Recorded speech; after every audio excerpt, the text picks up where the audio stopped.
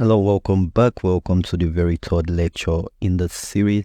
So in this video, I'm going to be showing you how to import videos or images into Capcut and then install into your timeline for editing.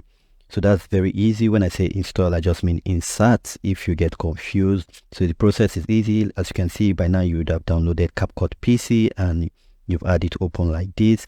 So the first thing you want to do is to click on create a project. So it's going to go out, reopen, and it's going to generate the interface as you can see. And then you want to click on import, very important. So let's hit on import. And then you have this frame. It says video. If your videos are not under your video folder, you can always go to your downloads depending on where your videos are. So for me, I can decide to click multiple images or videos to just import into Capcut before I then import it into my timeline, which is down here. So I'm just going to hit this very first one, and then I'm going to press my Control key button, move my cursor downwards. All right. And then add, okay. I'll just move my cursor downward and add some other images. Maybe I want to bring in this cute looking dog. I'm going to press my Control key. If you're on Mac, it's going to be Command. Press on your Command key and your left mouse click button just to highlight these two. Then I'll just find one more video.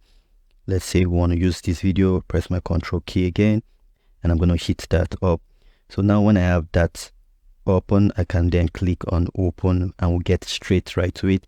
So you see we have 3 elements into Capcut already ready for us to use. There are 2 ways again you can import it into your timeline here. One, you can just drag it like so and you have it in your timeline like that. So because I selected the 3, I have the 3 all selected together.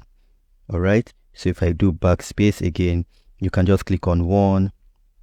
If you want just this one imported, then you drag on it. As you saw, there was a blue bar. So you just have that in your timeline already. All right, that is the first way to do it. The other way you can do it is to click on this plus icon you see here.